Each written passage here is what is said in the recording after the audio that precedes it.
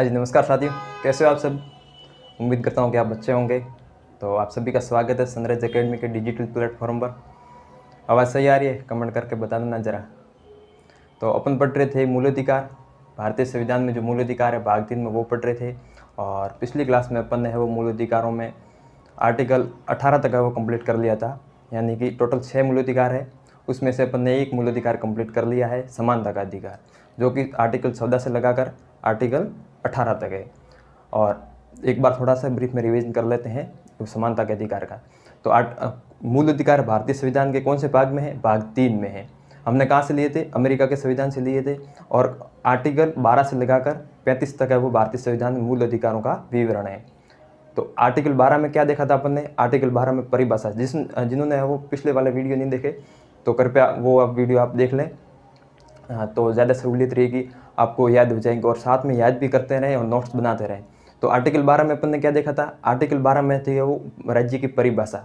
Article 13 में क्या था? तो आर्टिकल 13 में मूल अधिकारों को असंगत या मूल अधिकारों को अल्प करने की जो विधियाँ थी, मूल अधिकारों से जो असंगत विधियाँ थी, उसके बारे में हमने आर्टिकल 13 में देखा था। फिर वो समानता का अधिकार शुरू होता है आर्टिकल 14 से लगाकर आर्टिकल 18 तक। आर्टिकल 14 में क्या था? तो विधि की समक्ष समता है वो आर्टिकल 14 में है। और आर्टिकल 15 में है वो उस आधारों पर विभेद का प्रतिषेध, यानी कि धर्म, मूल वंश, जाति, लिंग, जन्म स्थान के आधार पर है वो भेदभाव नहीं किया जाएगा, उसको अपन ने देखा था। फिर आर्टिकल 16 देखा। आर्टिकल 16 में क्या है?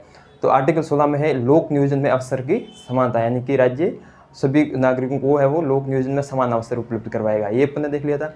फिर आर्टिकल 17 देखा था, उसमें है वो अस्पृश्यता का अंत। अस्पृश्यता का मतलब छुआछूत भेदभाव जो ये होते हैं, इसका है वो एबोलिशन, अंत करना। ये आर्टिकल 17 में है हमारे संविधान में। फिर अपन ने देखा था आर्टिकल 18 में उपाधियों का अंत, टाइटल जो होते हैं उसका वो अंत। तो ये आर्टिकल 14 से 18 तक अपन ने देखा था। और ये है समानता का अधिकार, आर्टिकल 14 से लेकर आर्टिकल 18 तक। तो आज अपन जस्ट अगला आर्टिकल शुरू करते हैं, वो है स्वतंत्रता का अधिकार। टोटल 6 मूल अधिकार है, एक पढ़ लिया है। अब अगला आर्टिकल शुरू करते हैं, वो है स्वतंत्रता का अधिकार। तो करते हैं क्लास की शुरुआत एक प्यारे से मोटिवेशनल कोट के साथ कि जमीन पर बैठ के क्या आसमान देखता है, कि जमीन पे बैठ के क्या आसमान देखता है, पंख खोल जमाना उड़ान देखता है। कि जमीन पे बैठ के क्या आसमान देखता है, पंख खोल जमाना उड़ान देखता है। तो आप अपने पंखों को खोलिए और गति दिए और अपने जो मंजिल ठान रखी है उन पर वो अनवरत लगातार है वो प्रयास करते रहें, तो आपको है वो मंजिल जरूर आपके कदम चूमेगी। चलिए तो करते हैं आज की क्लास की शुरुआत। आज अपन पढ़ेंगे स्वतंत्रता का अधिकार। जो मौलिक अधिकार पढ़ रहे थे उसमें आज अपन है वो स्वतंत्रता का अधिकार पढ़ेंगे। राइट टू फ्रीडम, स्वतंत्रता का अधिकार। स्वतंत्रता का अधिकार, राइट टू फ्रीडम। और एक कहां से लगाकर कहां तक है? तो आर्टिकल 19 से लगाकर आर्टिकल 22 तक। हमारे संविधान के भाग 3 में आर्टिकल 19 से आर्टिकल 22 तक है वो स्वतंत्रता के अधिकार का प्रोविजंस है।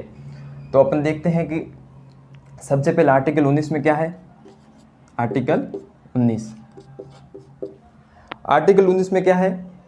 जो ये स्वतंत्रता का अधिकार है वो किसको दिया गया है? ये केवल भारतीय नागरिकों को दिया गया है। ऐसा प्रोविजन कर रखा है हमारे संविधान के आर्टिकल 19 में कि ये जो स्वतंत्रता का अधिकार ये भारतीयों को दिया गया है केवल, और किसी कंपनी और यहाँ किसी कंपनी और बाहरी व्यक्तियाँ उसको है वो ये अधिकार नहीं दिया गया है। तो आर्टिकल 19 में यही लिखा हुआ है कि जो स्वतंत्रता का अधिकार है, राइट टू फ्रीडम है, वो है वो भारतीय या नागरिकों को कह सकते हैं। नागरिक मतलब जो भारतीय, उन्हीं को नागरिक कहते हैं। भारतीयों को, भारतीय नागरिकों को दिया गया है केवल। और ये किसी कंपनी या किसी विदेशी को नहीं दिया गया है। साथ ही और ये किसके विरुद्ध है? किसी कंपनी को ये नहीं दिया गया है, कंपनी या विदेशी जो है उनको है वो ये नहीं दिया गया है। और ये किसके विरुद्ध है? जैसा कि आर्टिकल 17 देखा था वो निजी व्यक्ति के विरुद्ध था, और ये है वो राज्य के विरुद्ध है। किसके विरुद्ध है? राज्य के विरुद्ध। आर्टिकल 19 जो स्वतंत्रता का अधिकार है वो है वो राज्य के विरुद्ध है। ये इंपॉर्टेंट है, ध्यान रखना किसके विरुद्ध है? तो राज्य के विरुद्ध है। यानी कि राज्य है वो स्वतंत्रता का अधिकार देगा। राज्य है वो स्वतंत्रता का संबंधित जो अधिकार है वो राज्य के विरुद्ध है, व्यक्ति के विरुद्ध नहीं है। इसका बात ध्यान रखना। और ये केवल नागरिकों को है और ये किसी कंपनी या बाहरी व्यक्ति को नहीं दिया गया, ऐसा हमारे संविधान के आर्टिकल 19 में लिखा हुआ है। फिर अपन देखते हैं इसके बहुत सारे भाग है आर्टिकल 19 के। तो अपन देखते हैं कि आर्टिकल 19 के अंतर्गत एक, और इसमें भी 19 क्लोज ए सब 19 क्लोज 1 सब क्लोज ए, इसमें क्या लिखा हुआ है? तो इसमें है वो वाक एवं अभिव्यक्ति की स्वतंत्रता की बात की गई है। तो एक्सप्रेशन एंड वाक एवं अभिव्यक्ति, expression and speech and expression की जो फ्रीडम है वो बात की गई है इसमें। वाक एवं अभिव्यक्ति की स्वतंत्रता, अभिव्यक्त करना यानी कि एक्सप्रेस करना, किसी विचार को, अपने विचार को एक्सप्रेस कर सकते हैं, उसकी स्वतंत्रता है। और स्पीच एंड एक्सप्रेशन की स्वतंत्रता, ये आर्टिकल 19 में 19(1) सब क्लोज ए में बात की गई है। वाक्य एवं अभिव्यक्ति की स्वतंत्रता, इसमें भी बहुत सारी स्वतंत्रता दी गई, इसमें भी बहुत सारे कई भाग है। आर्टिकल 19 और आर्टिकल 21 ये बहुत एक विस्तृत आर्टिकल है मूल अधिकारों में। तो इसमें वो क्या क्या मूल वाक एवं अभिव्यक्ति की स्वतंत्रता में और क्या क्या आता है? तो इसमें है वो आता है कि प्रेस की स्वतंत्रता, जो मीडिया वाले हैं, ये प्रेस मीडिया जो होते हैं तो वो स्वतंत्र है, वो समाचार को छपा सकते हैं किसी भी प्रकार के, ठीक है। और उसी के साथ है वो विज्ञापन की स्वतंत्रता, एडवर्टाइज होती है, कोई कंपनी देना चाहती है तो वो एडवर्टाइज, उसकी भी स्वतंत्रता है, वो किसी आर्टिकल 19 आर्टिकल के अंतर्गत आती है। साथ ही चुप रहने का अधिकार, चुप रहने का अधिकार मतलब कि जो पब्लिसिटी होती है, यहाँ पे जो विख्यात व्यक्ति होते हैं उन पर है वो कोई मीडिया वाला उन पे आगे माइक कर लेते, पूछता कि इस मामले में या इस संबंध में या इस सब्जेक्ट में आपके क्या विचार है, तो उनको है वो ये पूरा अधिकार है कि वो उस पर है वो चुप रह सकते हैं, ऊपर उस पर है वो कोई कमेंट नहीं कर सकते हैं। तो चुप रहने का अधिकार भी है वो इसी आर्टिकल 19 के तहत है। फिर है वो विचारों को आदान प्रदान करने का अधिकार, अपने जो थॉट बिलीफ होते हैं वो उनको है वो आदान प्रदान है वो कर सकते हैं इसी आर्टिकल के तहत। फिर फोन टैप के विरुद्ध अधिकार, फोन टैप यानी कि कोई बात कर रहा है, प्राइवेट बात कर रहा है, तो उसको है वो गवर्नमेंट है वो पब्लिकली नहीं कर सकता है, उसके फ़ोन टैप नहीं कर सकता है। किसी ने मान लीजिए कोई प्रेमी और प्रेमिका ने बात की है और उसको यदि ये पब्लिकली कर दे तो फिर उनका वो प्राइवेट जो निजीता है उसका है वो हनन होगा। तो इसका है वो ये अधिकार है कि है वो फ़ोन टैप के विरुद्ध अधिकार, फ़ोन टैप है वो नहीं किया जा सकता। हाँ, जरूर कोई ऐसा कुछ परफेक्ट कारण हो या कोई अपराध किया हो तो उस मामले में वो किया जा सकता है, बाकी है वो फ़ोन टैप नहीं किया जा सकता। और इसके साथ है वो सरकारी सूचना प्राप्त करने का भी अधिकार है, गवर्नमेंट जो भी है वो उसकी वो अधिकार प्राप्त करने की स्वतंत्रता है। और धरना प्रदर्शन करने के अधिकार है, बिना हथियार के जो धरना प्रदर्शन कर सकते हैं वो भी आर्टिकल 19(1) के अंतर्गत आते हैं। तो इसके अंतर्गत अपन ने क्या क्या देखा है?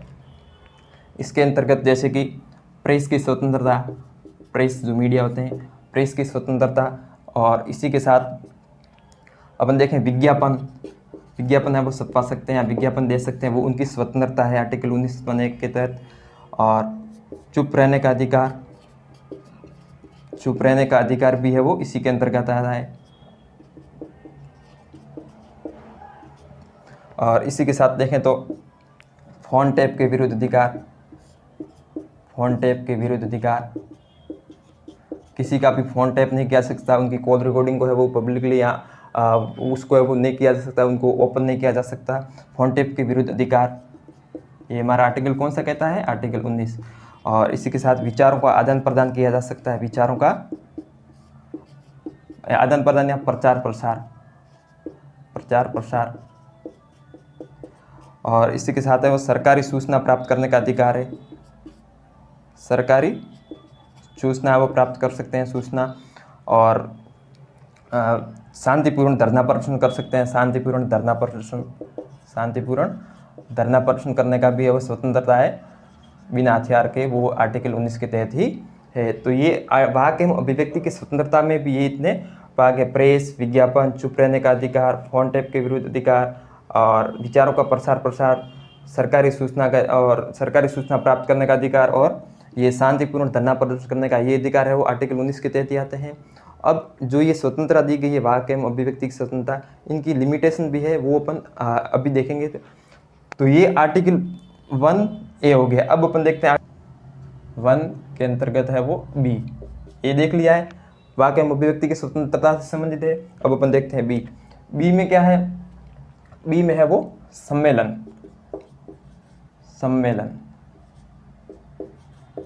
की बात की गई है। सम्मेलन का अधिकार, सम्मेलन कर सकते हैं, शांतिपूर्ण सम्मेलन कर सकते हैं बिना हथियार के या बिना शस्त्र के।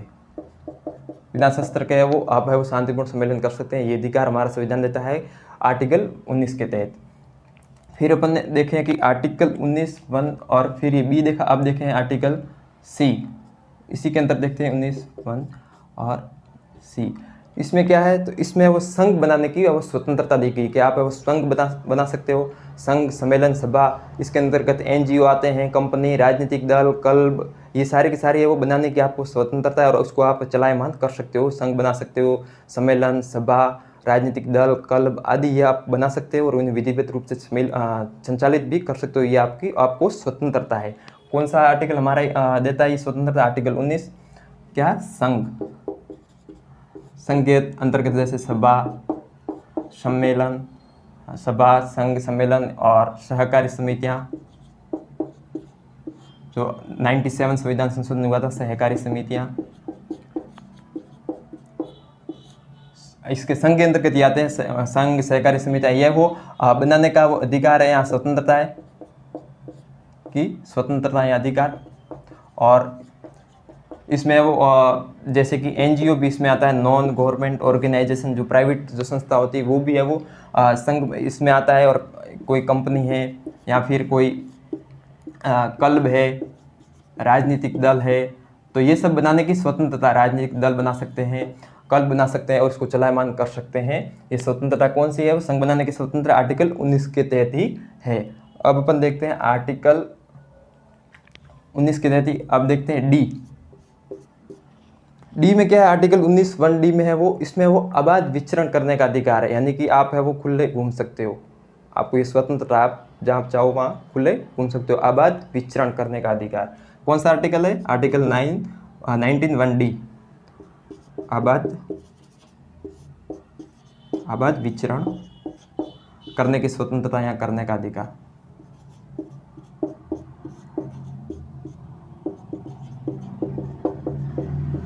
ये वो आर्टिकल 19(1) डी कहता है अबाध विचरण, यानी कि अपन देश में कहीं पर भी आप है वो घूम सकते हो, विचरण कर सकते हो, अबाध विचरण कर सकते हो, कहीं पर भी घूम फिर सकते हो। ये आर्टिकल 19(1) डी कहता है। अब अपन देखते हैं आर्टिकल, इसके बहुत सारे भाग हैं जैसे कि मैंने बताया। तो अब अपन देखते हैं डी के बाद ई। आर्टिकल 19(1) ई क्या कहता है? ई में है वो आवास की स्वतंत्रता है। किसकी? आवास की स्वतंत्रता। यहाँ आवास का अधिकार, आवास की स्वतंत्रता। रहने के लिए आपको है वो आप घर बना सकते हो, ये आपको स्वतंत्रता है। आवास के लिए अपने वो सर के लिए ऊपर छत मकान बना सकते हो, ये पूरी स्वतंत्रता है आवास के लिए। ठीक है, ई में। अब ई के बाद एफ। एफ में क्या है? 19(1) एफ। इसमें है वो जो संपत्ति का अधिकार था, संपत्ति का अधिकार, वो अब हटा दिया गया है। संपत्ति का अधिकार अब नहीं है, तो अब वो हटा दिया गया है। ये एफ अब नहीं है, पहले इसमें संपत्ति का अधिकार है वो था, वो इसको वो अब हटा दिया गया है। वो आर्टिकल 19(1) एफ में था। अब ये वो मूल अधिकार नहीं है, बल्कि है वो एक संवैधानिक अधिकार है। और उसके बाद है वो जी में है वो क्या? 19(1) जी में क्या है? जी में है वो आजीविका का अधिकार। आजीविका, जी से जीविका, ऐसे याद रखना, आजीविका का अधिकार। व्यक्ति आजीविका के लिए काम धंधा कर सकता है, उसकी वो स्वतंत्रता है। जी फॉर आजीविका। एफ में संपत्ति का अधिकार था, लेकिन अब वो है वो नहीं, हटा दिया गया है, हटा दिया गया है यहाँ से एफ में से, और इसको है वो मूल अधिकार से हटाकर है वो संवैधानिक अधिकारों में रख दिया गया। अब है वो मूल अधिकार नहीं है। हाँ, इसके साथ ही है वो, तो वो आर्टिकल 90 में इतने भाग थे, A B C D E, ये वो स्वतंत्रता की बात की गई है। अब इसमें तो है वो सभी में स्वतंत्रता की बात की गई है। अब अपन देखेंगे इसकी भी कुछ लिमिटेशन है, इसकी भी कुछ बाउंडेशन है, बाध्यता है। ऐसा नहीं है कि है वो स्वतंत्रता का मतलब आपको खुली छूट दी गई, अब जो चाहो वो कर सकते हो, ऐसा नहीं।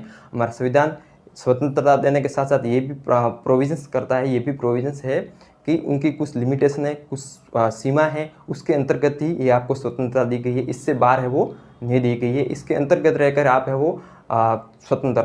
तो अब इसकी जो अपन देखें ये ई तक, तो इनकी जो लिमिटेशन है उनको भी देख लेते हैं, क्या क्या इनकी सीमा है।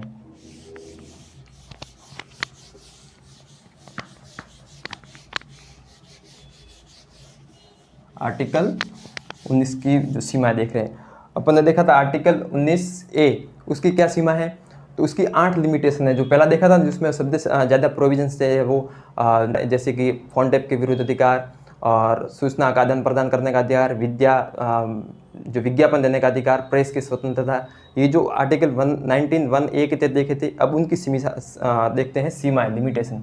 आर्टिकल 19(1)(a), इसकी है वो 8 लिमिटेशन है, उसको अपन देखते हैं। कितनी लिमिटेशन है? 8 सीमाएँ।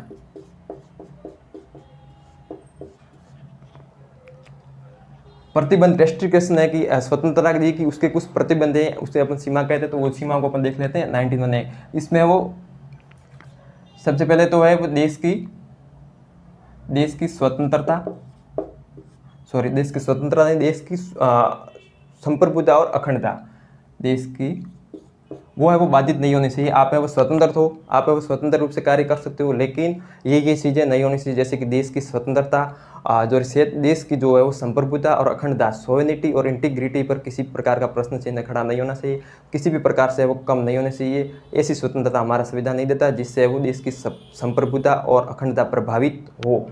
तो ये देश सीमाएँ अपन देख रहे, देश की संप्रभुता व अखंडता वो प्रभावित नहीं होनी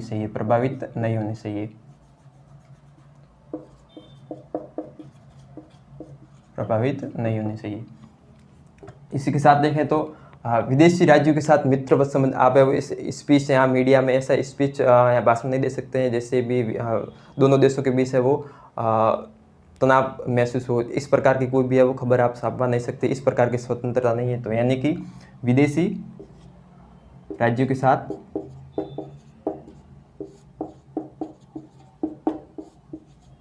मित्रवत संबंध, आप स्वतंत्र हो, लेकिन अब जो देशों के बीच जो मित्रता है संबंध वो है वो प्रभावित नहीं होनी चाहिए, उनके साथ है वो मित्रवत संबंध बने रहने चाहिए, मित्रवत संबंध।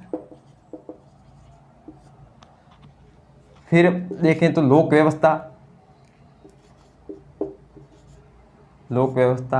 या पहले देख लेते न्यायालय की अवमानना नहीं होनी चाहिए, न्यायालय की अवमानना, आप है वो न्यायालय को है वो किसी प्रकार का ऐसा स्टेटमेंट या किसी प्रकार की स्वतंत्रता का प्रयोग है वो नहीं कर सकते जिससे कि न्यायालय की जो प्रतिष्ठा है वो कम हो।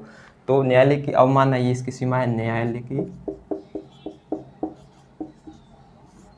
की अवमानना। और इसके साथ देखें तो लोक व्यवस्था वो बनी रहनी चाहिए, वो है वो प्रभावित नहीं होनी चाहिए, लोक व्यवस्था यानी कि पब्लिक ऑर्डर, लोक व्यवस्था बनी रहनी चाहिए, शांति व्यवस्था वो राज्य में बनी रहनी चाहिए, पब्लिक ऑर्डर है वो बिगड़ना नहीं चाहिए, वो है वो एकदम व्यवस्थित होना चाहिए। साथ ही अपराध उद्दीपक, किसी को भी अपराध उद्दीपक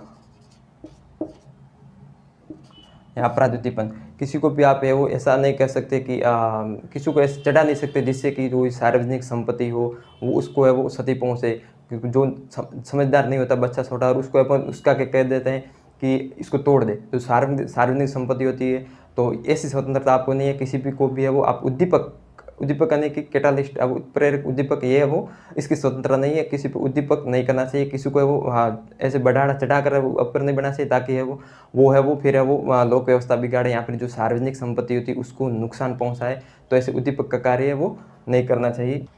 इसके साथ ही राज्य की सुरक्षा बनी रहनी चाहिए, राज्य की सुरक्षा और नैतिकता,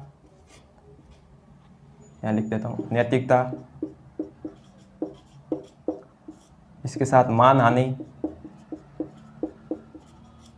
किसी पर भी ऐसा है वो कथन नहीं देना चाहिए जिसके उनको है वो उसकी जो प्रतिष्ठा है उसको स्टेटस है वो कम हो, मानहानि, इसका है वो स्वतंत्रता नहीं है। नैतिकता होनी चाहिए, जो भी आप संघ सम्मेलन बनाते हो या फिर जो वाक हम अभिव्यक्ति की जो स्वतंत्रता दी गई है उसमें वो नैतिकता होनी चाहिए। राज्य की सुरक्षा बनी रहनी चाहिए।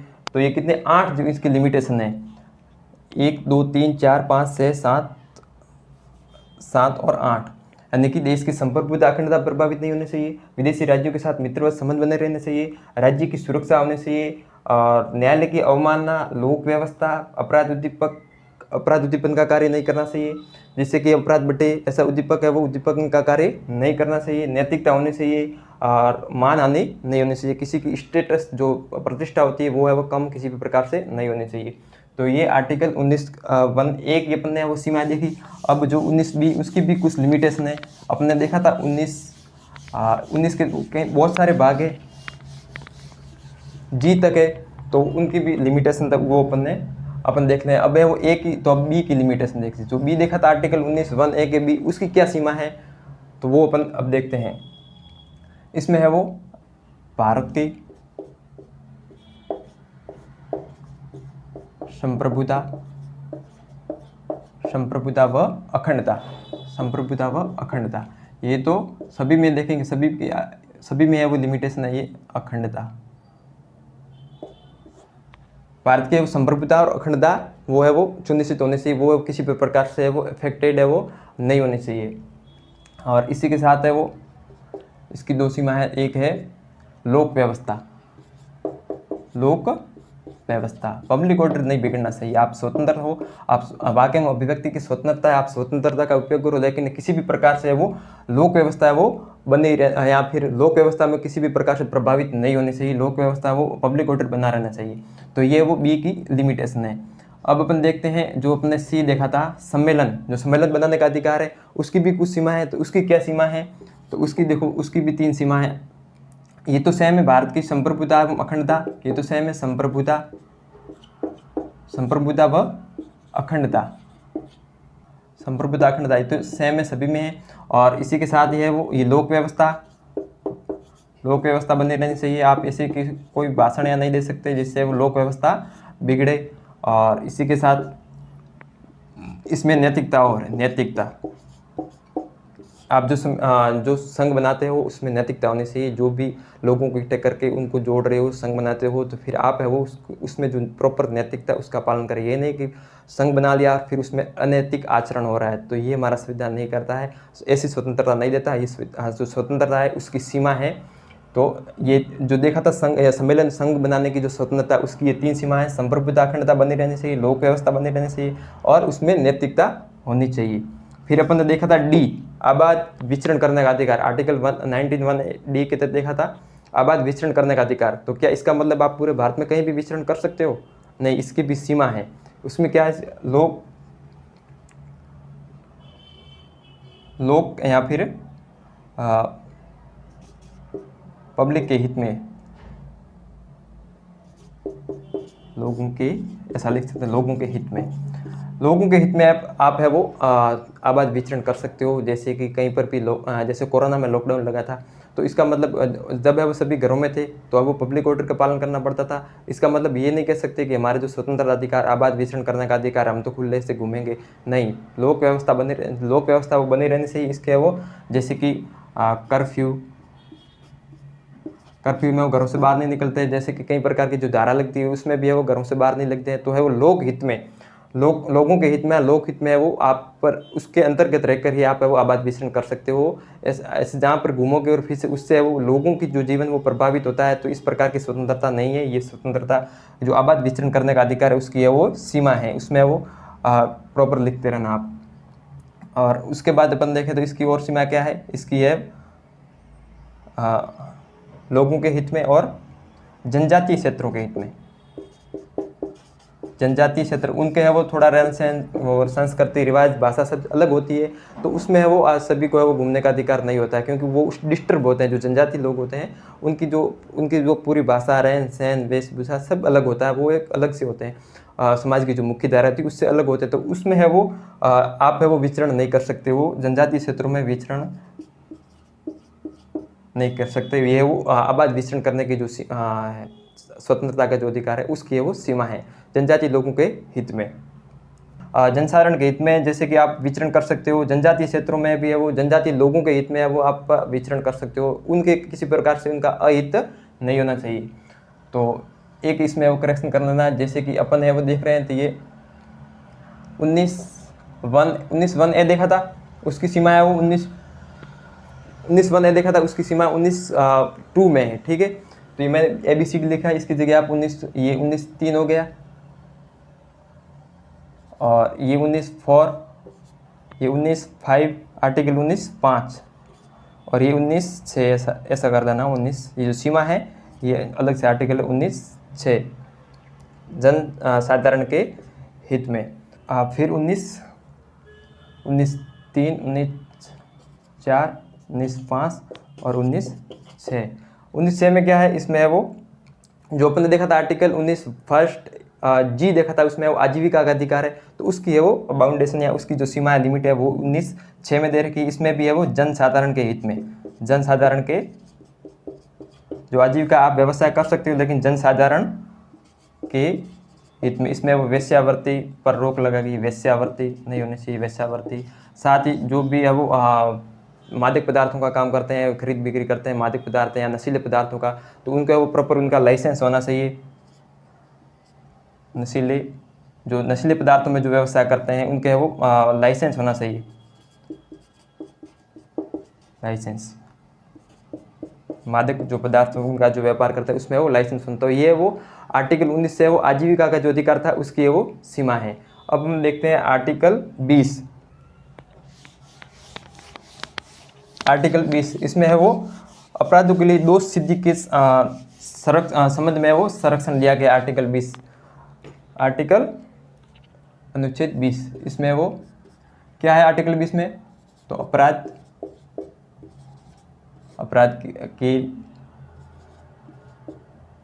के लिए दोष सिद्धि के संबंध में संरक्षण, दोष सिद्धि संबंधित संरक्षण। इसमें वो बात की कि आर्टिकल 20 में अपराधियों के लिए है वो दोष सिद्धि के संबंध में संरक्षण दिया गया है। जिसने भी अपराध किया है तो उनको भी कुछ है वो उनके दोष को सिद्ध करो कि मैंने अपराध किया या नहीं किया, उसके संबंधित उनको कुछ अधिकार दिए गए हैं, कुछ संरक्षण दिया गया है, वो आर्टिकल 20 में है। तो आर्टिकल 20(1) इसमें क्या है, आर्टिकल 20(1) में ये है कि किसी भी व्यक्ति को अपराध के लिए जो सज़ा दी जाती है, जो दंड का प्रावधान होता है, वो सज़ा जो अपराध किया है उसमें जो प्रावधान था उसी के अनुसार है वो सज़ा या दंड दी जाएगी। आर्टिकल 20(1) ये कहता है कि किसी भी व्यक्ति को अपराध या किसी जिसने अपराध किया है उसको जिस कानून के तहत सज़ा दी जाएगी, वो कानून कौन सा होगा, जिस समय वो अपराध किया था तब कौन सा कानून होगा, जब तब कौन सा कानून है उसी कानून के तहत उनको सज़ा दी जाएगी। इसका no ex post facto law, यानी कि जो आपराधिक कानून है इसका वो भूतलक्षी क्रियान्वयन नहीं हुआ, यानी कि अपराध आज किया और पहले जो कानून था कि उसके अनुसार इनको सज़ा दी जाएगी, तो ऐसा नहीं होगा। अपराध के समय जो भी कानून जो कानून था उसी कानून के अनुसार है वो सज़ा या दंड दिया जाएगा। आर्टिकल 20 ये कहता है कि किसी व्यक्ति जिसने अपराध किया, किसी व्यक्ति को अपराध के समय जो कानून था, अपराध के समय के कानून के अनुसार ही वो दंड या सजा दी जाएगी, उसका वो भूतलक्षी क्रियान्वयन नहीं होगा। जो अपराध के समय कानून था उसी के अनुसार उसको सजा या दंड दी जाएगी, अनुसार दंड दिया जाएगा। यह आर्टिकल कौन सा कहता है, आर्टिकल 20(1) किसी भी व्यक्ति को अपराध के समय जो कानून था वही कानून के तहत उनको दंड दिया जाएगा। आपराधिक कानून का भूतलक्षी क्रियान्वयन नहीं होगा। आपराधिक कानून का भूतलक्षी है वो क्रियान्वयन नहीं होगा, क्रियान्वयन नहीं होगा। जिस समय अपराध किया है उस समय कौन सा कानून था उसी कानून के तहत सजा दी जाएगी। आपराधिक कानून का भूतलक्षी क्रियान्वयन नहीं होगा, ये हमारा आर्टिकल 20(1) कहता है। इसी के साथ ही नागरिक है वो जो कानून होते हैं उसका वो भूतलक्षी क्रियान्वयन किया जा सकता है। नागरिक कानून का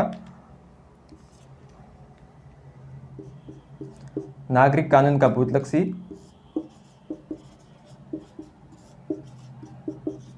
है वो क्रियान्वयन हो सकता है, यानी कि कोई भी कानून बनाए और नागरिकों के संबंधित जो कानून होते हैं तो उनका तो भूतलक्षी क्रियान्वयन किया जा सकता है, लेकिन जो सजा या दंड के संबंधित जो आपराधिक जो कानून होते हैं उनका भूतलक्षी क्रियान्वयन नहीं होता। जिस समय अपराध किया उस समय जो कानून था उसी कानून के अनुसार उनको दंड दिया जाएगा। और इसमें नागरिक कानून जो नागरिक को लिए, जैसे कि किसी कंपनी ने कोई टैक्स जो कानून था उसकी है वो खामियां उसमें कुछ खामियां थी और उसकी वजह से उन्होंने वो टैक्स की चोरी कर ली। फिर बाद में सरकार को पता चला कि ये वो इस कानून की खामी की वजह से इन्होंने है वो टैक्स की चोरी की है, तो फिर वो कानून अब बनाया है, कानून में वो जो संशोधन अब किया है। लेकिन फिर जो कंपनी ने जो जहाँ से वो कर चोरी करते आ रहा था तो वहाँ से वो कर पूरा जो भूतकाल का कर था वो भी वसूल सकता है। तो यानी कि नागरिक कानून है वो उनकी जो नागरिक कानून का है वो भूतलक्षी क्रियान्वयन हो सकता है, जबकि आपराधिक कानून का भूतलक्षी क्रियान्वयन नहीं होता है। ऐसा हमारा आर्टिकल 20(1) कहता है। अब अपन देखते हैं आर्टिकल 20(2). 20(2) मतलब दोहरी सजा नहीं। किसी भी व्यक्ति को एक अपराध के लिए एक ही प्रकार की सजा हो, दोहरी सजा नहीं दी जाएगी। 20(2) में क्या है, नो डबल जियोपार्डी, यानी कि एक अपराध किया है तो उसके लिए एक ही सजा होगी, दोहरी सजा नहीं होगी। दोहरी सजा नहीं, किसी एक अपराध के लिए एक ही सजा होगी, दोहरी सजा नहीं होगी। हाँ, विभागीय कार्यवाही अलग से हो सकती है। विभागीय कार्यवाही वो है वो विभाग, उनका जो पर्टिकुलर विभाग है वो अलग से कार्यवाही कर सकता है, लेकिन सजा है वो एक ही दी जाएगी एक अपराध के लिए। विभागीय कार्यवाही अलग से हो सकती है।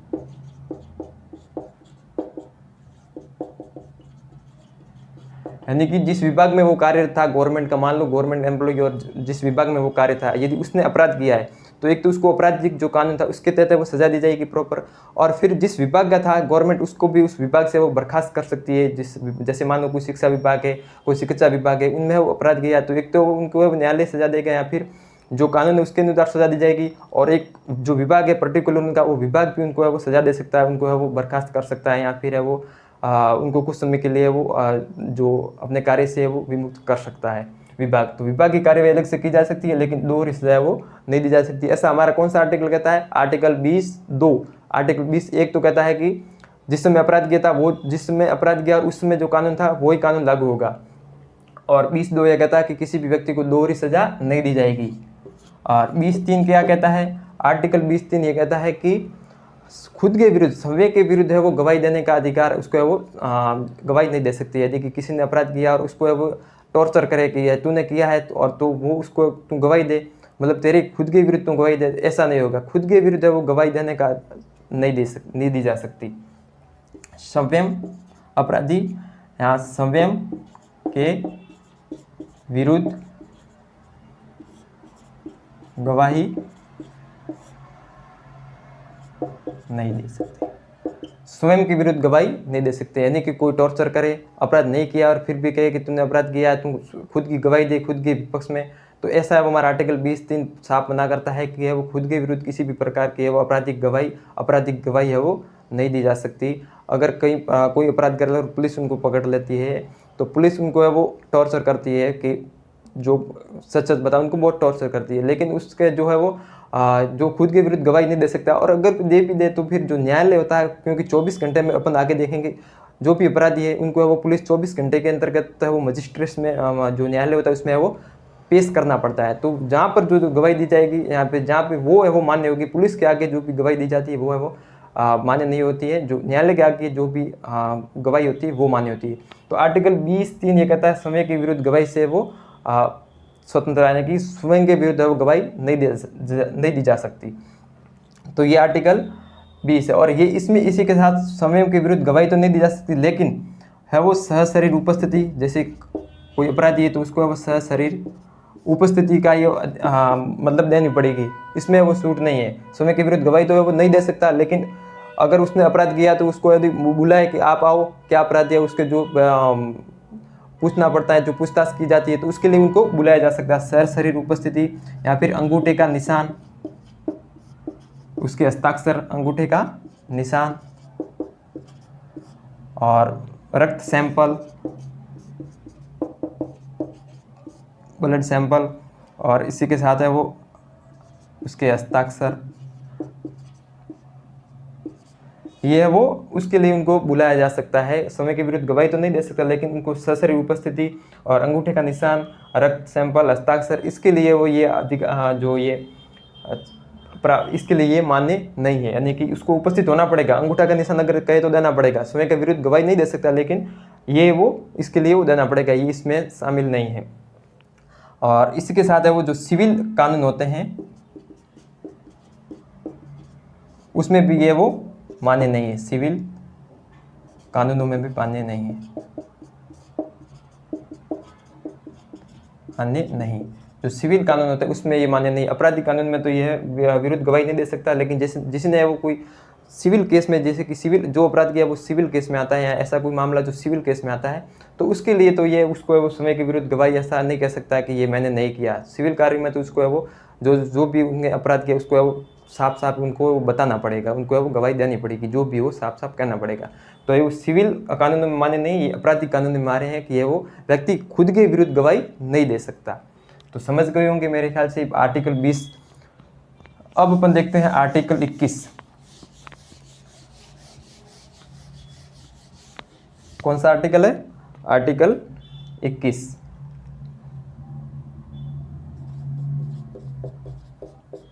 आर्टिकल 21 इसमें वो क्या है? तो इसमें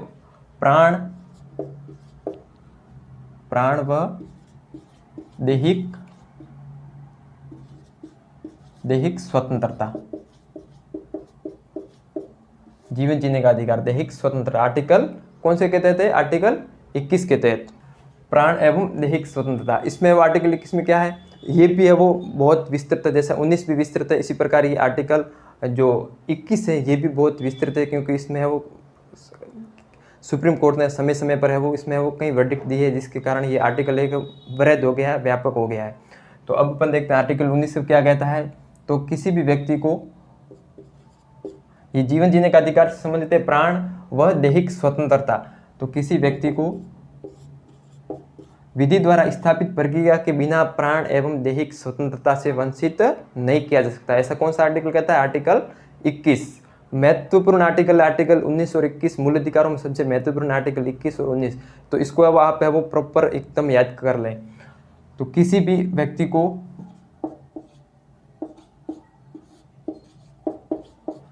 विधि द्वारा स्थापित प्रक्रिया के बिना, विधि द्वारा स्थापित प्रक्रिया के बिना है वो प्राण और दैहिक स्वतंत्रता से वंचित नहीं किया जा सकता। ऐसा आर्टिकल कौन सा कहता है? आर्टिकल 21 कहता है, स्थापित प्रक्रिया के बिना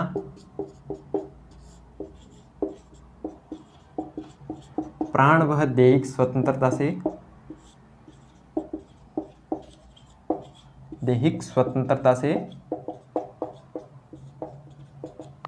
वंचित नहीं किया जा सकता, वंचित नहीं किया जा सकता, प्राण एवं दैहिक स्वतंत्रता से वंचित नहीं किया जा सकता। इसमें वो ध्यान रखने की बात है, विधि द्वारा स्थापित प्रक्रिया, यानी कि किसी व्यक्ति अगर कानून बना के उनको जो ये दैहिक स्वतंत्रता है, प्राण, इसको कानून बनाकर है वो वंचित रख सकते हो, लेकिन बिना किसी विधि द्वारा स्थापित प्रक्रिया के बिना किसी भी व्यक्ति को इससे वंचित नहीं रह सकते, प्राण और दैहिक स्वतंत्रता से वंचित नहीं रखा जा सकता। और अब देखो इसमें वो विधि द्वारा स्थापित प्रक्रिया, इसकी है वो सुप्रीम कोर्ट ने व्याख्या की। एक फेमस वाद है, उसको अपन देखते हैं कि उस वाद में वो विधि द्वारा स्थापित प्रक्रिया की है वो जो सुप्रीम कोर्ट ने उसने वो क्या व्याख्या की है। तो एक फेमस वाद है ए के गोपालन वर्सेस स्टेट ऑफ मद्रास या मद्रास राज्य।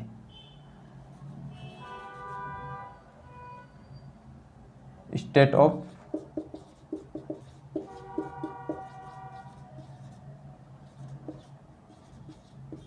मद्रास, ए के गोपालन वर्सेज स्टेट ऑफ मद्रास। इसमें वो क्या कहा गया, यानी कि मद्रास राज्य लिख सकते हैं,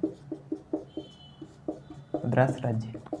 इसमें वो सुप्रीम कोर्ट ने कहा गया है कि इसमें सुप्रीम कोर्ट ने जो विधि द्वारा स्थापित प्रक्रिया है उसकी वो संकीर्ण व्याख्या की। विधि द्वारा स्थापित जो प्रक्रिया है, आपने देखा आर्टिकल 19 में विधि द्वारा स्थापित प्रक्रिया के बिना किसी भी व्यक्ति को प्राण एवं दैहिक स्वतंत्रता से वंचित नहीं किया जा सकता। तो विधि द्वारा स्थापित प्रक्रिया की है वो क्या व्याख्या, कैसी व्याख्या की, संकीर्ण व्याख्या की। कौन से केस में, जो A.K. गोपालन, ये कब आया था, 1950 में। A.K. गोपालन केस वर्सेज मद्रास स्टेट 1950 में आया था। और इसमें वो विधि द्वारा स्थापित प्रक्रिया की सुप्रीम कोर्ट ने है वो क्या व्याख्या की, तो इसमें वो सुप्रीम कोर्ट ने कहा कि विधि द्वारा स्थापित प्रक्रिया का मतलब है कि सुप्रीम कोर्ट है वो न्यायपालिका जो है वो जो कार्यपालिका है उसके कार्यों की समीक्षा कर सकती है, लेकिन जो विधेयक के द्वारा जो कानून बनाए गए हैं उसका है वो पालन नहीं कर सकती। ऐसा सुप्रीम कोर्ट ने खुद ने माना था कि जो न्यायपालिका है वो कार्यपालिका के तो है वो जो कार्य होते हैं उनकी समीक्षा कर सकती है, लेकिन जो विधेयक के द्वारा जो बनाए गए कानून होते हैं उसकी वो समीक्षा नहीं कर सकती। और इसी के साथ है वो न्यायपालिका को जो कानून बनाए गए हैं विधेयिका ने उसका अक्षरांश यानी कि उसका वो आंशिक पालन करना होता है न्यायपालिका। ऐसा न्यायपालिका या न्यायालय ने खुद ने माना था A.K. गोपालन वर्सेज मद्रास स्टेट 1950 केस में। यानी कि यदि भी कोई कानून अन्यायपूर्ण है, अतार्किक है, अनर्थपूर्ण है, जैसा कि जो नैसर्गिक न्याय है, प्राकृतिक न्याय, उसके विरुद्ध भी है कानून, तो भी उस कानून की व्याख्या नहीं कर सकती, उस कानून की समीक्षा है वो न्यायपालिका नहीं कर सकता। हाँ, उसको लागू करने में कोई भी वो परेशानी हो रही है या फिर कोई भी समस्या आ रही है तो लागू सही ढंग से नहीं हो रहा है तो उसकी समीक्षा कर सकती है न्यायपालिका। लेकिन कानून बनाया जो विधेयिका ने कानून बनाया है वो भले कैसा भी हो, नैसर्गिक हो, अनैसर्गिक हो, अर्थपूर्ण हो या फिर अन्यायपूर्ण हो, तो उसकी व्याख्या न्यायपालिका नहीं कर सकती, ऐसा इसमें कहा गया। और इसी के साथ जो प्राण एवं दैहिक स्वतंत्रता है उसकी भी संकीर्ण व्याख्या की थी। इसमें कहा गया कि जो प्राण एवं दैहिक स्वतंत्रता, इसका मतलब ये होता है कि किसी भी व्यक्ति को बंधक नहीं बनाया जा सकता या फिर उसको है वो जो जीवन है उसके वो उससे वो मतलब जीवन से वो वंचित नहीं किया जा सकता। लेकिन उसमें वो इसकी संकीर्ण व्याख्या की प्राण एवं दैहिक स्वतंत्रता की, इसी को बंधक नहीं बनाया जा सकता और उसको है वो जीवन जीने से वंचित नहीं किया जा सकता। बस इतनी व्याख्या की संकीर्ण व्याख्या। ये नहीं कहा कि व्यक्ति की जीवन है वो गरिमापूर्ण होना चाहिए, ये वो अगले बाद में कहा, उसको भी अपन देखेंगे। तो इसकी दोनों की संकीर्ण व्याख्या की। स्थापित प्रक्रिया का मतलब क्या है, जैसे कि मान लेते हैं ये न्यायपालिका है, न्यायपालिका, और ये विधेयिका और ये कार्यपालिका। कार्यपालिका और विधेयिका ये क्या होता है इसको तो आपको पता ही होगा, पहली क्लास में बता दिया था। कार्यपालिका में जैसे कि कानून का, इसका काम क्या होता है, कानून लागू करना, कानून लागू करना। और विधेयिका कार्य क्या होता है, कानून को बनाना, ये विधेयिका का कार्य होता है। और न्यायालय इनके है वो कानूनों की समीक्षा करती है। संविधान का जो इंटरप्रिटेशन या संविधान की अंतिम व्याख्याकार कौन है संविधान का, तो वो न्यायालय है, इसका वो समीक्षा करती है। जो न्यायपालिका समीक्षा करती है जो कानून है वो संविधान के उपबंधों के अनुसार सही है या नहीं है, तो उनकी समीक्षा करने का कार्य न्यायपालिका है। और तो इस विधि द्वारा स्थापित प्रक्रिया में ये माना गया कि जो न्यायपालिका है वो विधेयिका के जो कार्य होते हैं, विधेयिका कार्य कानून बनाना है, तो इसकी समीक्षा नहीं कर सकती। भले ही वो कानून न्यायपालिका विधेयिका ने बना दिया है, वो अन्यायपूर्ण हो, अनर्थपूर्ण हो या फिर वो नैसर्गिक न्याय के विरुद्ध हो, तो भी है वो उसको है वो समीक्षा नहीं कर सकती। कार्यपालिका में जैसे इसमें क्या आते हैं, तो इसमें है वो ब्यूरोक्रेट्स, नौकरशाह, पुलिस है वो कार्यपालिका में आती है, क्योंकि यह कानूनों को लागू करवा दी, तो यह है वो इनके कार्यों की समीक्षा कर सकती है। विधि के द्वारा स्थापित प्रक्रिया में ये माना कि समीक्षा की जा सकती है। न्यायपालिका विधेयक के कार्यों की समीक्षा नहीं की जा सकती, जबकि न्यायपालिका कार्यपालिका के कार्यों को या कानून जो लागू करना उसमें है वो कोई भी सही ढंग से लागू नहीं हो रहा है, तो उसकी है वो समीक्षा कर सकती है। ऐसा किसमें माना है, विधि द्वारा स्थापित प्रक्रिया में, A.K. गोपालन versus state of Madras case में। और इसी के साथ है वो जो विधि द्वारा स्थापित प्रक्रिया, इसकी संकीर्ण व्याख्या ये की। और इसी के साथ जो प्राण एवं दैहिक स्वतंत्रता है उसकी भी है वो इन्होंने इसी केस में संकीर्ण व्याख्या की। जो प्राण एवं दैहिक स्वतंत्रता का मतलब ये हुआ कि व्यक्ति जीवित है, सांसें ले रहा है, इसका मतलब वो इसको है उस अधिकार का उसका आनंद नहीं हो रहा है। सांसें ले रहा है, जीवित है और उसको बंधक नहीं बनाया गया, इसका मतलब उसको है वो प्राण एवं दैहिक स्वतंत्र है, उसको स्वतंत्रता का जो अधिकार है ये उसका आनंद नहीं हो रहा है, तो ये इसकी भी है वो संकीर्ण व्याख्या की। फिर इसके बाद है वो 1978 में एक और फेमस वाद आया, एक केस, उसका नाम है Maneka Gandhi versus union of India, Bharat संघ। वो है वो 1978 में ये बात फेमस है। उसमें है वो इस जो निर्णय दिया था अभी, इसको सुप्रीम कोर्ट ने उलट दिया और कहा कि जो विधि द्वारा स्थापित प्रक्रिया है उसको विधि की सम्यक प्रक्रिया के रूप में लिया। और इनकी है वो, अब पहले तो इसमें है वो संकीर्ण व्याख्या की थी, इस केस में फिर उसको है वो विस्तृत व्याख्या की। तो उसको अपन देखते हैं कौन सा वाद केस है वो, मेनका गांधी, ये भी फेमस वाद है, मेनका गांधी वर्सेज भारत संघ, यूनियन ऑफ इंडिया। ये कब आया था? 1978 में। और इसमें जो सुप्रीम कोर्ट ने जो पहले वर्डिक्ट दिया था एक गोपालन केस में, उसको वो उस निर्णय को उलट दिया और जो विधि द्वारा स्थापित प्रक्रिया, इसकी जो संकीर्ण व्याख्या की थी, जबकि इस केस में है उस जो आर्टिकल 21 है उसकी है वो व्यापक ब्रॉड रूप से व्याख्या की। और उसमें वो विधि की स्थापित प्रक्रिया की जगह विधि की सम्यक प्रक्रिया के रूप में लिया। और उसमें क्या था, विधि की स्थापित प्रक्रिया, उसमें तो न्यायपालिका है जो कार्यपालिकों के कार्यों की समीक्षा कर सकती है, लेकिन विधायिका के कार्यों की समीक्षा नहीं कर सकती। लेकिन विधि की सम्यक प्रक्रिया में ये होता है कि न्यायपालिका जो विधायिका है उसके कार्यों की भी समीक्षा कर सकती है, कार्यपालिका के कार्यों की समीक्षा कर ही सकती है। लेकिन इसके साथ विधायिका के जो कार्य हैं, जो कानून बनाया है विधायिका ने, क्या वो नैसर्गिक न्याय के अनुरूप है, क्या वो है वो न्यायपूर्ण है, तो इसकी भी व्याख्या कर सकती है। और इसी के साथ ये भी माना कि जो न्यायालय है उसको वो विधायिका के द्वारा बनाए गए कानूनों को अक्सरंश या आंशिक रूप से पालन करना भी जरूरी नहीं है, कोई बाध्य नहीं है। जबकि उसमें तो माना था कि आंशिक रूप से पालन करना पड़ता है विधायिका कानून का, जबकि इसमें माना कि आंशिक रूप से वो किसी भी प्रकार की जो कानून का अनुपालन करना या फिर जो विधायिका के जो कानून है उसका वो पालना करने के लिए बाध्यकारी नहीं है, बाध्यता नहीं है।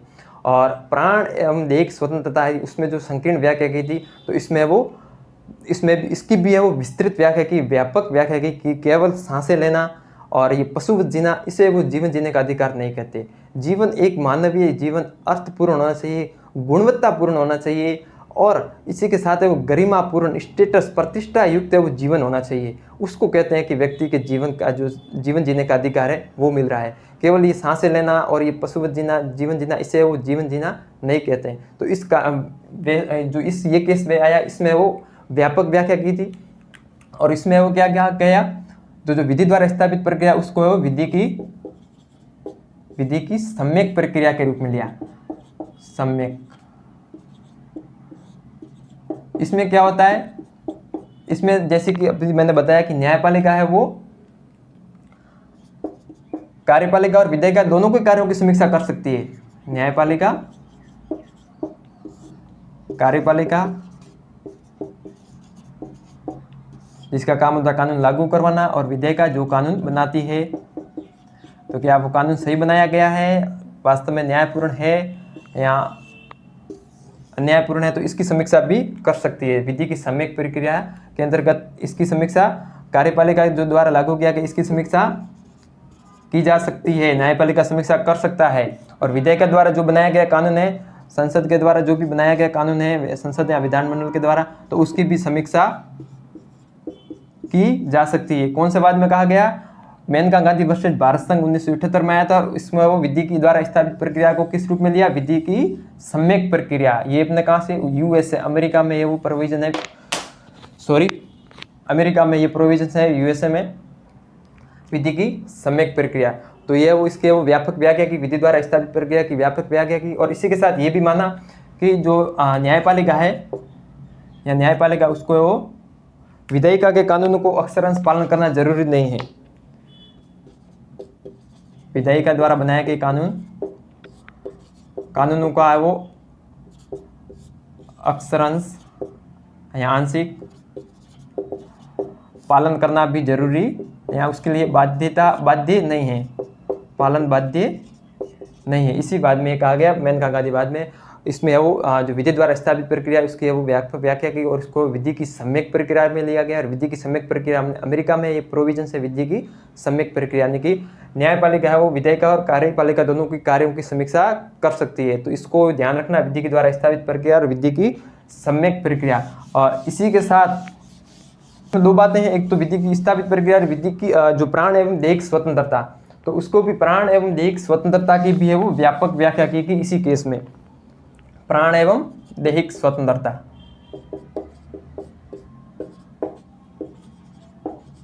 दैहिक स्वतंत्रता,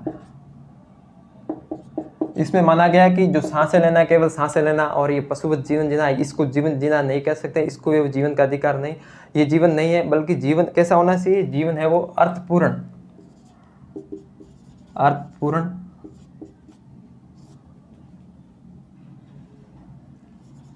न्याय या फिर गुणवत्तापूर्वक, गुणवत्ता, प्रतिष्ठा और न्याय। जीवन कैसा होना चाहिए, अर्थपूर्ण और गुणवत्ता के साथ जीवन जिए, प्रतिष्ठा, व्यक्ति की गरिमा, इसी के साथ है वो गरिमा। जीवन कैसा होना चाहिए, गरिमा में, गुणवत्तापूर्ण, अर्थपूर्ण, गुणवत्ता युक्त, और जो कानून बनाए गए वो है वो नैसर्गिक न्याय के अनुरूप होना चाहिए। नैसर्गिक न्याय के जो विरुद्ध है उसे अपन है वो उसको है वो नहीं मान्य करेंगे। वो व्यक्ति की जीवन है वो एक बृहत, गुणवत्तापूर्ण और गरिमामय जीवन होना चाहिए। और इसकी तो कि गरिमामय जीवन जीने के लिए क्या क्या प्रोविजंस होना चाहिए नागरिकों को, कि गरिमा, इसे कहेंगे कि ये जीवन है वो गरिमापूर्ण जीवन जी रहा है या अर्थपूर्ण गुणवत्तापूर्वक जीवन जी रहा है। इससे कौन कौन से ऐसे प्रोविजंस होने चाहिए व्यक्ति के पास, जिसको अपन कहेंगे कि ये व्यक्ति है वो गुणवत्तापूर्वक जीवन जी रहा है या अर्थपूर्ण जीवन जी रहा है। तो एक बार थोड़ा आप वीडियो को पॉज करके आप थोड़ा सोचो और रफ कॉपी में लिखो, आपके अनुसार वो कौन कौन से ऐसे प्रोविजंस होने चाहिए व्यक्ति के पास, ऐसे कौन कौन से अधिकार होने चाहिए जिसको अपन कहेंगे कि ये व्यक्ति है वो गुणवत्तापूर्ण जीवन जी रहा है। तो थोड़ी देर के बाद अपने दिमाग पर है वो विचार करो, दिमाग में विचार करो और लिखो कि कौन कौन से है वो अधिकार होने चाहिए हमारे सभी व्यक्तियों के पास, ताकि उसको अपन कहेंगे कि ये वो गरिमामय जीवन जी रहा है, अर्थपूर्ण जीवन जी रहा है, गुणवत्तावान जीवन जी रहा है। ठीक है, लिखो थोड़ी देर। तो मैं उम्मीद करता हूँ कि आपने ये लिख लिया होगा।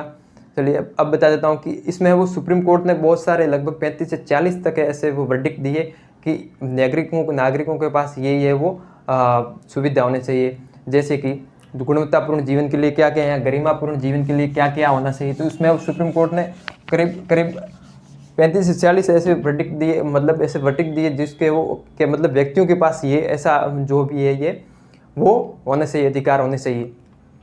जैसे कि अपन देखें तो शुद्ध पर्यावरण का अधिकार, पर्यावरण का अधिकार, उसको वो शुद्ध हवा मिलनी चाहिए ताकि उसके व्यक्तित्व का वो बेहतर तरीके से विकास कर सके।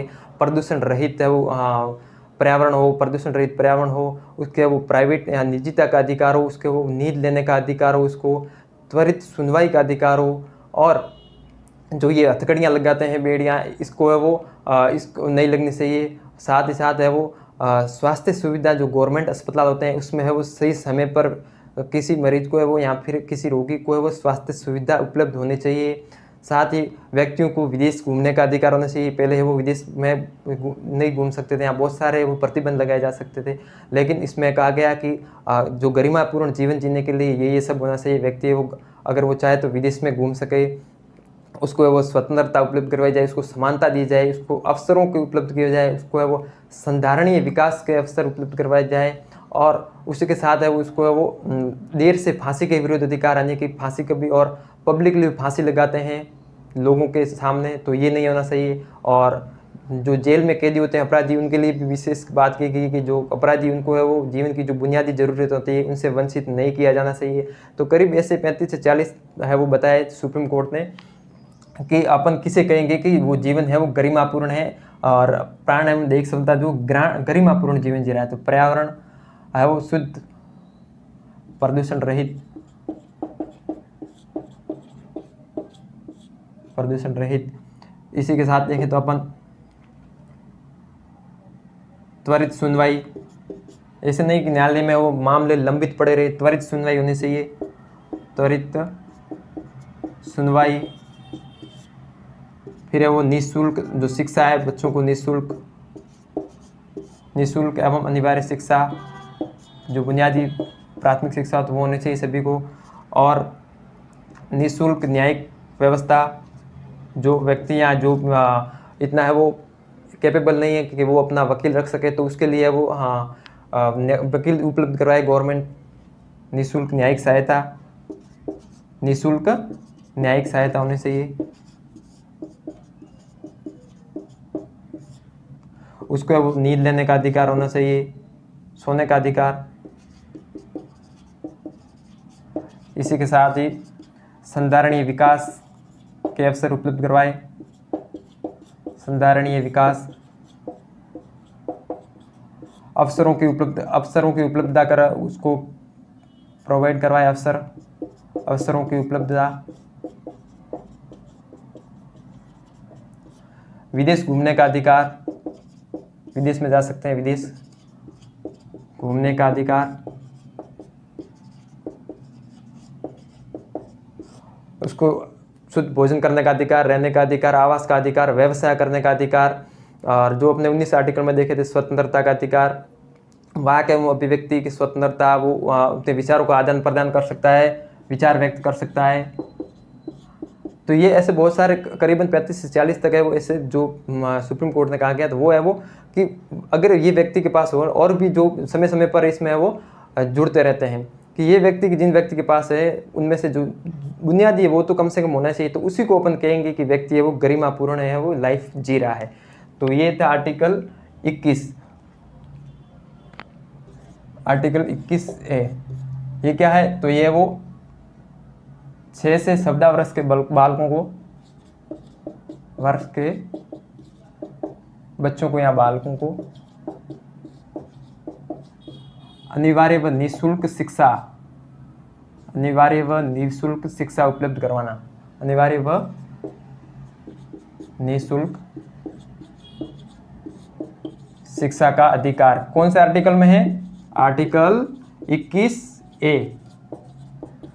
21A जैसे किसी भी आर्टिकल के आगे ये कैपिटल लेटर में लिखा हुआ A B मिला जाए तो उसका मतलब समझ लेना कि यह वो मूल संविधान में नहीं था, इसको वो बाद में जोड़ा गया है। तो इसको कब जोड़ा गया आर्टिकल 21A को, आर्टिकल 21A को है वो 86वें संविधान संशोधन, संविधान संशोधन 2002 में जोड़ा गया है।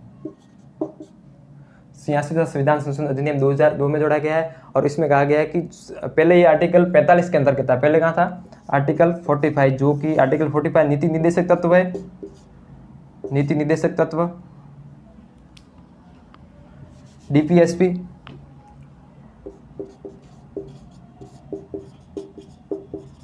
उसमें था आर्टिकल 45 में था ये जो 6 से 14 वर्ष के बालकों को अनिवार्य एवं निःशुल्क शिक्षा की उपलब्धता या शिक्षा संबंधी अधिकार है, वो आर्टिकल 45 में था। इसको है वो 86वें संविधान संशोधन 2002 से वो आर्टिकल 21A में रख दिया गया है, और अभी है वो आर्टिकल 21A के तहत वो मूल अधिकार है।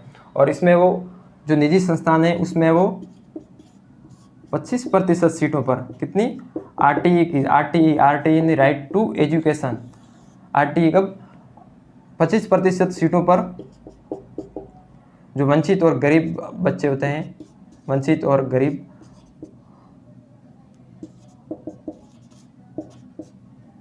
बच्चों को प्रवेश, इसका वो जो फीस का भुगतान है वो गवर्नमेंट करती है, फी का भुगतान कौन करती है, सरकार। तो प्राइवेट जो भी इंस्टीट्यूशन होते हैं या प्राइवेट जो स्कूल होते हैं उसमें इस अधिनियम अधिकार के तहत आर्टिकल 21A के तहत जो एक निःशुल्क एवं अनिवार्य शिक्षा का अधिकार अधिनियम आया था, निःशुल्क व अनिवार्य शिक्षा अधिनियम, शिक्षा अधिकार अधिनियम। वो एक्ट कब आया था, तो एक्ट आया था 2009 में। लागू कब हुआ, 1 अप्रैल। शिक्षा का अधिकार अधिनियम RTE राइट टू एजुकेशन कब आया था, एक्ट है वो 2009 में आया था, और लागू कब हुआ, तो 1 अप्रैल 2010 से लागू हुआ। ये एक्ट कब लागू हुआ, शिक्षा का अधिकार अधिनियम 1 अप्रैल 2010 से लागू हुआ। और इसमें ये व्यवस्था की गई, इसमें प्रोविजंस किया गया कि जो निजी शैक्षणिक संस्थान होते हैं उसमें 25% सीटों पर है वो गरीब और वंचित वर्ग के जो बालक होते हैं उनको प्रवेश दिया जाएगा, और जो इनका जो फीस का भुगतान है वो सरकार करेगी, राज्य सरकार करेगी। तो ये आर्टिकल 21 ए वो बाद में जोड़ा गया था। अब अपन देखते हैं आर्टिकल 22, लास्ट आर्टिकल है स्वतंत्रता का अधिकार में, उसको भी अपन देख लेते हैं। आर्टिकल 22 इसमें क्या है, तो इसमें है वो कुछ दशाओं में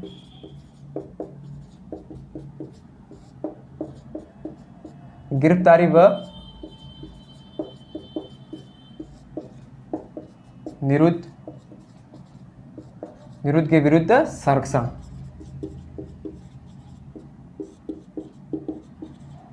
कुछ दशाओं में गिरफ्तारी व निरुद्ध के विरुद्ध है वो संरक्षण दिया गया है। गिरफ्तारी व निरुद्ध के विरुद्ध संरक्षण के कौन सा आर्टिकल बात कर रहा है? आर्टिकल 22। इसमें वो किसी भी व्यक्ति को जो अपराध किया है उसको गिरफ्तार करते समय उसको किसी भी व्यक्ति को 3 अधिकार दिए गए हैं। वो कौन कौन से 3 अधिकार हैं? पहला तो जो उसने अपराध किया है उस अपराध का कारण जानने का अधिकार। यदि मान लो कोई अपराध करे, उसको अरेस्ट करते तो पहले तो उसको वो कारण जानने का अधिकार दिया गया है। अपराध का कारण जानने का अधिकार,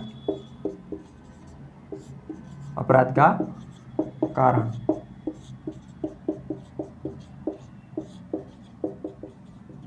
अपराध का कारण जानने का अधिकार। दूसरा है वो अपना वकील रख सकता है, अपने वो पक्ष की अपना पक्ष रखने के लिए अपना वो एक वकील अपना वकील रख सकता है।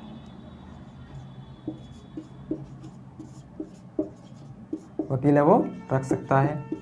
और तीसरा है वो अपना वकील के माध्यम से अपना पक्ष रख सकता है और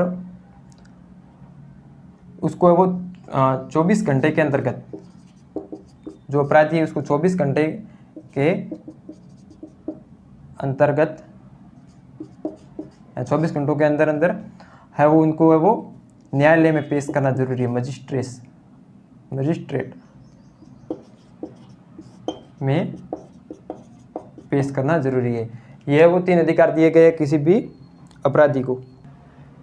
तो ये 3 दिया गया हमने कि जिस व्यक्ति ने अपराध किया तो पहले तो वो अपना उनको कारण जानने का अधिकार है। यदि मान लो कोई अपराध कर ले तो फिर उसको पहले उसको अरेस्ट कर ले पुलिस, तो वो कह सकता है कारण बताओ क्यों मेरे को अरेस्ट कर रहे हो, ऐसे ज़्यादा होशियारी मत करना, नहीं तो पुलिस वाला चाटा भी लगा सकता है।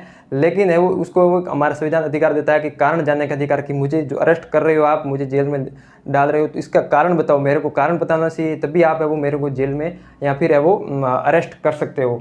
दूसरा है वो अपना वकील रख सकते हैं, यानी कि अपने वकील से वो परामर्श है वो वकील से परामर्श कर सकता है, क्योंकि सभी को है वो वकील है वो कानूनी मामलों का, विधिक मामलों का बहुत जानकार होता है। तो इसके लिए वो क्या सजा का प्रावधान होना चाहिए, क्या वो आरोपी सही है या नहीं है, तो इसके लिए वो वकील से वो परामर्श कर सकता है अपराधी व्यक्ति, ठीक है।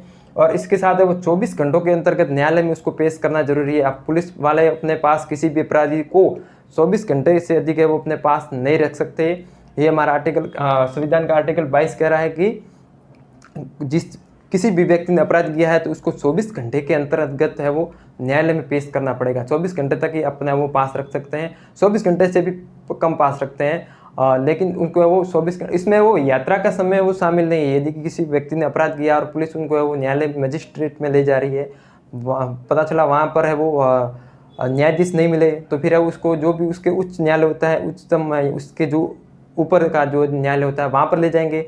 तो और वहाँ पर भी पता चला कि न्यायाधीश नहीं है या फिर कोई अन्य कारण या छुट्टी हो सकती है, तो इसमें जो यात्रा का समय, अगर 24 घंटे तो कहीं पर सड़क खराब है तो 24 घंटे तो उस यात्रा में लग जाते हैं। तो ये कहता है, मतलब ये आर्टिकल कहता है इसमें यात्रा का समय शामिल नहीं है। यात्रा का समय को छोड़कर है वो 24 घंटे के भीतर किसी भी अपराधी व्यक्ति को पुलिस अपनी है वो हिरासत में नहीं रख सकता। पुलिस से है वो न्यायालय में पेश करना पड़ेगा 24 घंटे के भीतर। इसमें वो यात्रा का समय वो शामिल नहीं है, ये ध्यान रखना, यात्रा का समय वो शामिल नहीं है। यात्रा का समय को निकाल कर है वो किसी भी अपराधी को 24 घंटे के अंतर्गत किस में पेश करना होता है? न्यायालय में पेश करना। अपराधी कह सकता है साहब मुझे न्यायालय में पेश करो, मेरा पक्ष रखना है मुझे।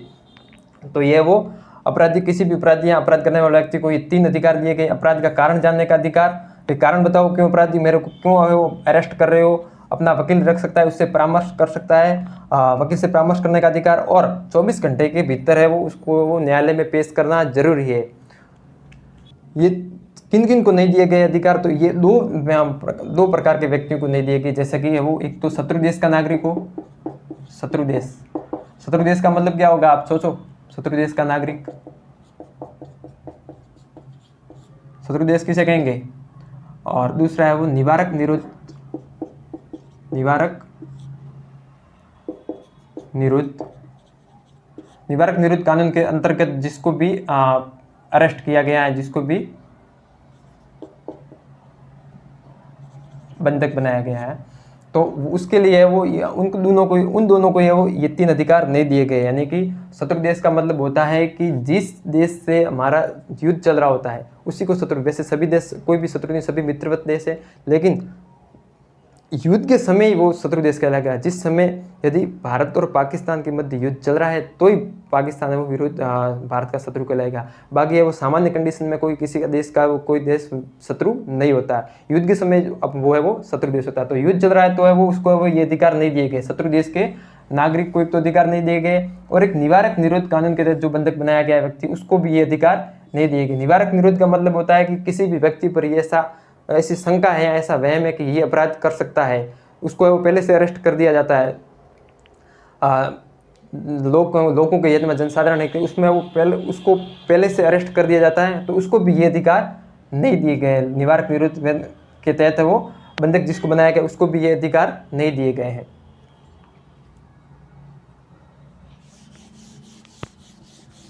अब अपन देखते हैं कि जो निवारक निरोध कानून के तहत जो बंधक बनाया जाता है व्यक्ति, उसको तो ये तो अधिकार नहीं दिए गए 3, तो और उसको कौन कौन से अधिकार जो निवारक निरोध के तहत बनाए गए व्यक्ति को दिया गया। निवारक निरोध यानी कि जिस व्यक्ति पर शंका हो कि ये है वो अपराध, जिस व्यक्ति पर ऐसी शंका हो कि अपराध कर सकता है, अपराध को अंजाम दे सकता है, तो उसको पहले से अरेस्ट किया जाता है, तो उसको कहते हैं निवारक निरोध के तहत है वो उसको अरेस्ट किया गया है। और उसको भी वो कुछ अधिकार दिए गए हैं।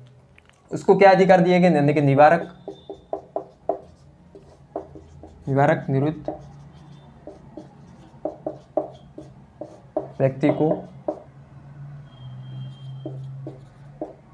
कुछ अधिकार दिए गए। निवारक निरोध के अंतर्गत, निवारक निरोध कानून के अंतर्गत जिस व्यक्ति को बंधक बनाया गया है उसको भी कुछ अधिकार दिए गए हैं। निवारक निरोध कानून के अंतर्गत, या फिर कानून के अंतर्गत जिस व्यक्ति को बंधक बनाया गया उसको अधिकार दिए गए। तो उसको क्या है, उसको तो है वो सबसे पहले तो उसको 3 माह से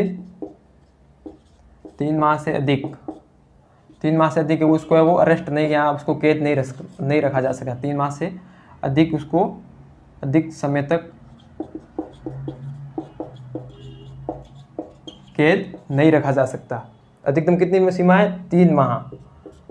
अगर 3 माह से बढ़ाना है तो फिर इसको उच्च न्यायालय के न्यायाधीशों की, उच्च न्यायालय के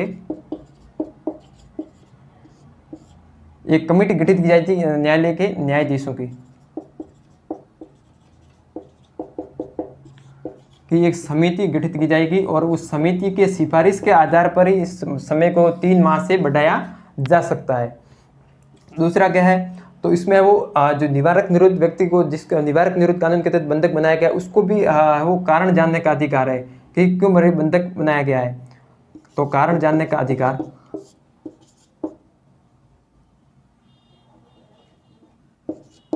जानने का अधिकार दिया गया उसको। हालांकि है वो लोकहित में इसको वो ऐसे पब्लिकली नहीं किया जा सकता है, या फिर उसको नहीं बताया जाता है कारण के किस कारण से उसको बंधक बनाया गया है, लेकिन उसको भी ये अधिकार है कि जो बंधक बनाया गया है उसको है वो क्यों बंधक बनाया जाए उसका वो कारण उसको बताए। और तीसरा है, इसी के साथ है वो अपना जो अपराध किया है वो अपना पक्ष रखने के लिए वो वकील रख सकता है, या अपना वकील रख सकता है। तो उसके पक्ष से उसके पक्ष की सुनवाई के लिए वो अपना वो वकील रख सकता है, और उसको है वो वकील उसके वो पक्ष में वो केस लड़ सकता है। तो ये 3 अधिकार भी है वो निवारक निरोध कानून के अंतर्गत कैद किए गए व्यक्ति को दिए गए हैं। यानी कि 3 माह तक है वो समय, 3 माह से अधिक समय तक है वो नहीं रखा जा सकता। यदि बढ़ाना है तो उच्च न्यायालय की जो न्यायाधीशों की जो समिति होगी उनकी सिफारिश के आधार पर बढ़ाया जा सकता है। उसको भी कारण जानने का अधिकार है, और वो अपना पक्ष रखने के लिए किसी भी व्यक्ति या वकील को रख सकता है।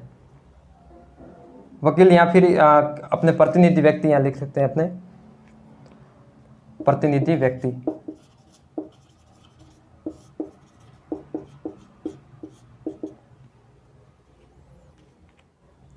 तो ये अधिकार दिए गए जो निवारक निरोध कानून के तहत है वो, यानी कि जिस व्यक्ति पर शंका होती है उसको है वो अपराध करने से पहले ही अरेस्ट किया जाता है, उसे वो निवारक निरोध कानून के तहत अंतर्गत है वो अरेस्ट किया हुआ माना जाता है। और इसमें वो संसद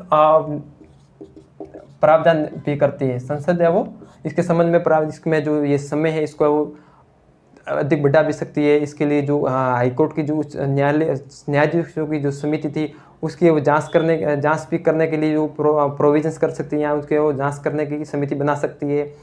3 माह से अधिक समय को बढ़ा सकती है और कितना बढ़ाएगी इस समय की निर्धारण भी कर सकती है। तो संसद भी कि निवारक निरोध की जो सीमा है वो 3 माह से बढ़ा भी सकती है, 3 माह से बढ़ा भी सकती है, और कितने बढ़ाएगा उसका वो समय सीमा भी तय कर सकती है। और सलाहकारी समिति की जांच कर सकती है, समिति के लिए जांच के नियम भी है वो संसद बना सकती है।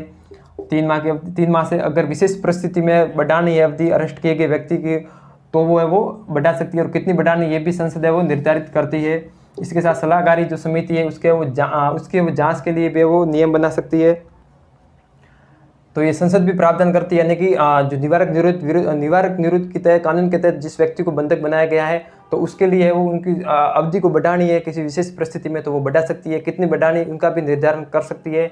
और सलाहकारी जो समिति होती है जिसकी सलाह पर है वो अवधि को बढ़ाया जाता है तो उसके लिए भी जांच की प्रक्रिया भी है वो संसद बना सकती है। जैसे कि 44वें संविधान संशोधन से ये अवधि जो 3 माह की अवधि उसको कम करके 2 माह की अवधि किया गया था, और तो ये प्रावधान भी संसद करती है।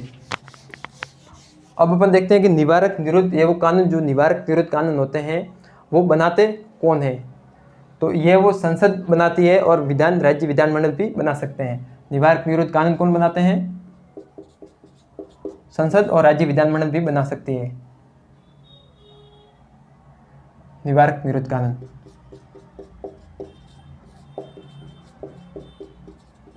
कानून है वो संसद भी बना सकती है और राज्य विधानमंडल भी बना सकती है। संसद किन विषयों पर बनाएगी? जैसे कि रक्षा, विदेशी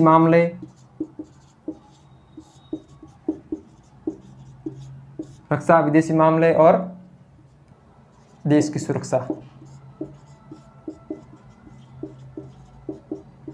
इन विषयों पर वो कानून कौन बनाती है? तो इन विषयों पर वो जो संसद कानून बनाती है। और राज्य विधानमंडल किन विषयों पर कानून बनाता है? निवारक निरोध राज्य विधानमंडल वो है वो राज्य की सुरक्षा से संबंधित जो वो कानून बनाते हैं वो इसमें वो जो राज्य विधानमंडल और संसद दोनों बना सकते हैं। ये तो केवल संसद बनाएगी विधि, और इस जो ये प्रोविजन है इस पर राज्य विधानमंडल और संसद दोनों कानून बना सकते हैं। राज्य की सुरक्षा, लोक व्यवस्था, इससे संबंधित जो कोई भी कानून बनाता है तो वो संसद और राज्य विधानमंडल दोनों बना सकते हैं। इसी के साथ है वो बुनियादी या जरूरी वस्तुओं की आपूर्ति संबंधित नियम, वस्तुओं की आपूर्ति के संबंध में कोई भी कानून बनाना है तो इन विषयों पर तो है वो कौन बनाता है कानून? केवल संसद बना सकती है। लेकिन जो ये विषय राज्य की सुरक्षा, लोक व्यवस्था, जो जरूरी चीज़ें होती है नागरिकों या जनता के लिए उसकी आपूर्ति के संबंध में जो नियम, तो ये है वो संसद भी बना सकती है और राज्य विधानमंडल दोनों बना सकते हैं। इन विषयों को तो संसद और राज्य विधानमंडल दोनों बना सकते हैं, जबकि इन विषयों पर है वो केवल संसद को ही कानून बनाने का अधिकार है। निवारक निरोध कानून है वो केवल संसद बना सकती है, इसमें वो संसद और राज्य विधानमंडल दोनों ही बना सकते हैं। तो कुछ उदाहरण देख लेते हैं निवारक निरोध कानून के। जैसे कि आपने नाम सुना होगा मीसा, टाडा, नासा, पोटा, ये सारे के सारे क्या है? ये निवारक निरोध कानून है। जैसे कि निवारक निरोध अधिनियम,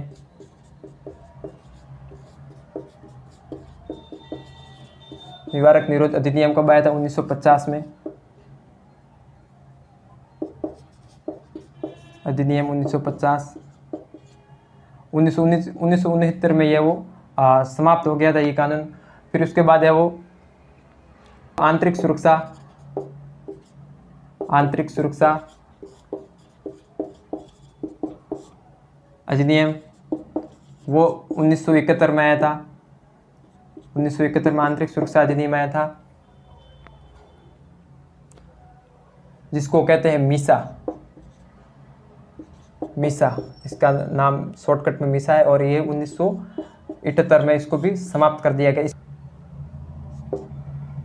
इसी के साथ राष्ट्रीय सुरक्षा अधिनियम, ये सारे के सारे निवारक निरोध कानूनों के उदाहरण देख रहे हैं अपन। राष्ट्रीय सुरक्षा अधिनियम 1980, और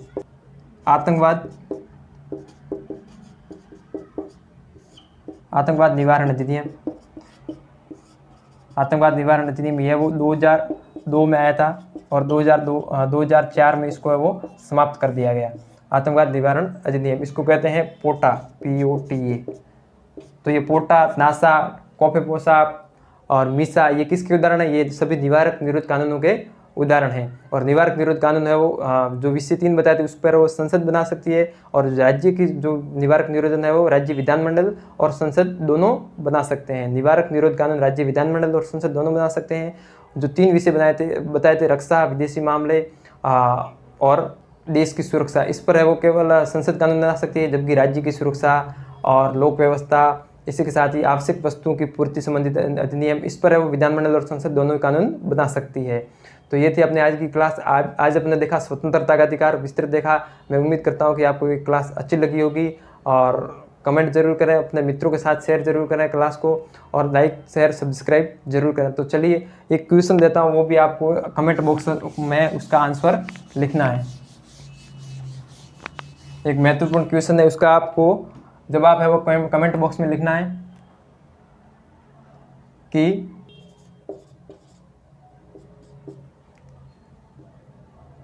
प्रेस की स्वतंत्रता, प्रेस की स्वतंत्रता, स्वतंत्रता का अधिकार है वो का अधिकार कौन से आर्टिकल में आता है? कौन से अनुच्छेद में आता है?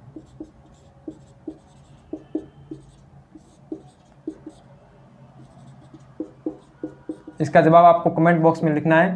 इसके जो ऑप्शन है वो है ये आर्टिकल 19,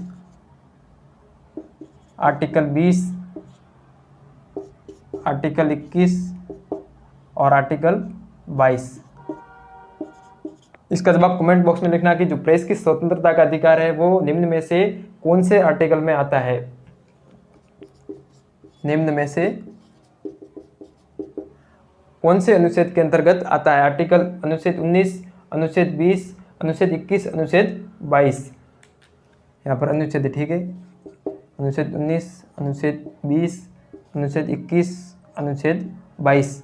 इसका जवाब आपको कमेंट बॉक्स में लिखना है, और अपने मित्रों के साथ ये क्लास शेयर जरूर करें। चलिए तो मिलते हैं अगली क्लास में, तब तक के लिए थैंक यू।